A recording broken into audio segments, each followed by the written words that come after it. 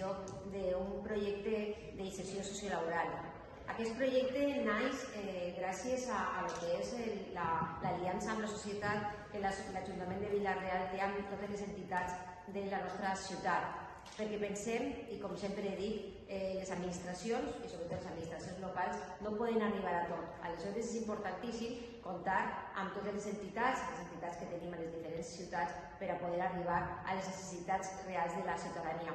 En aquest cas, aquesta aliança és a Sant Xicaes, és una associació vinculada a la Fundació Caixa Rural i la Fundació està vinculada a la que és la Caixa Rural i la cooperativa que, com bé sabeu, l'any 2019 va complir 100 anys. Avui ens acompanya la presidenta, la primera presidenta, que també és un plaer el poder dir a la presidenta de la Fundació Caixa Rural, i també ens acompanya l'alcalde perquè pensàvem que era avui un dia important el poder acompanyar a la presidenta a Sònia Pérez i també presentar aquest projecte que per a nosaltres és molt important i que desenvolupa Xicaes gràcies al conveni que tenim des de l'Ajuntament de Vila-real. Aleshores, en aquest projecte el que volem és això, treballar per les persones, com sempre diu el nostre alcalde, que la nostra prioritat és el poder protegir a les persones més vulnerables. En aquest cas, aquest projecte va en aquesta línia, el poder treballar per l'autonomia i per la independència de les persones amb capacitats diferents i que finalment són persones més vulnerables. El que volem és això, treballar per la seva autonomia i independència. De caràcter social i assistencial.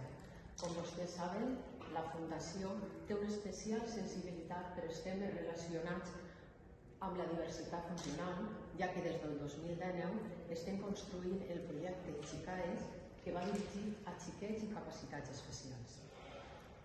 Per això, des de la Fundació considerem fonamental aquest programa perquè ajuda a millorar les oportunitats d'ocupació de les persones amb per a millorar la nostra ciutat, per a fer-la millor, en l'àmbit de les persones o en l'àmbit de les oportunitats.